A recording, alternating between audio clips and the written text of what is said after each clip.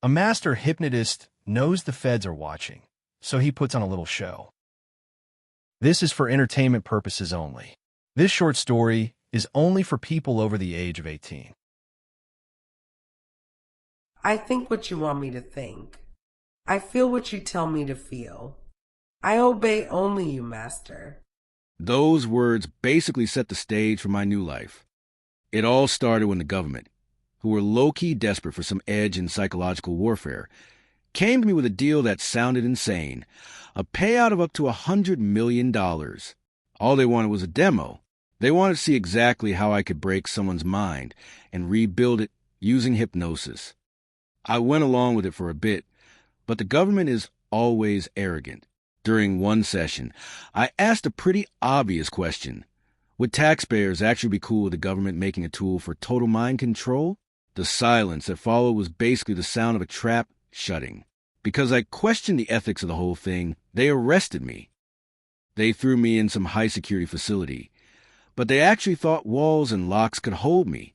I got out of that cell so easily it was almost insulting. Within 10 minutes of me leaving, the guards realized I was gone, and more importantly, they realized their own minds had been messed with before I even walked out the door.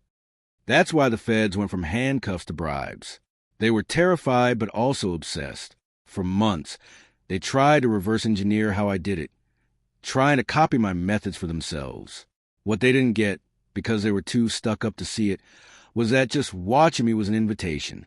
By studying the way I talked and how I focused, they weren't learning a skill. They were falling into a trap. Just observing my process was a trigger for their own hypnosis. Once I was free and knew the people who locked me up were still spying on me, I decided to send a message. My first target was some congressman's daughter. She was a total snob, just a spoiled brat who thought she owned the world.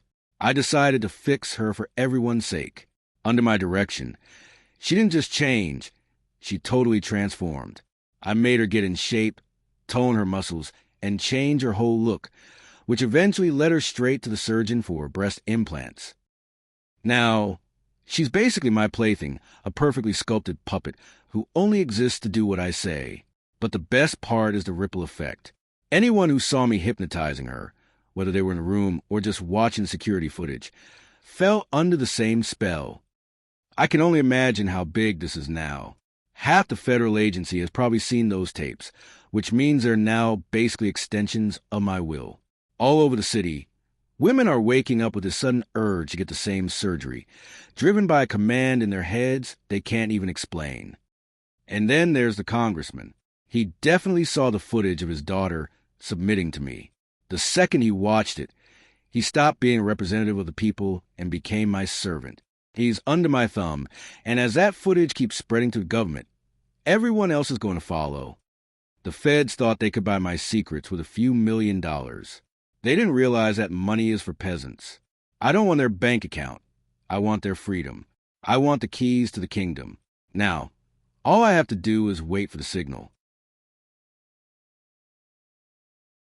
The end. This was a work of fiction.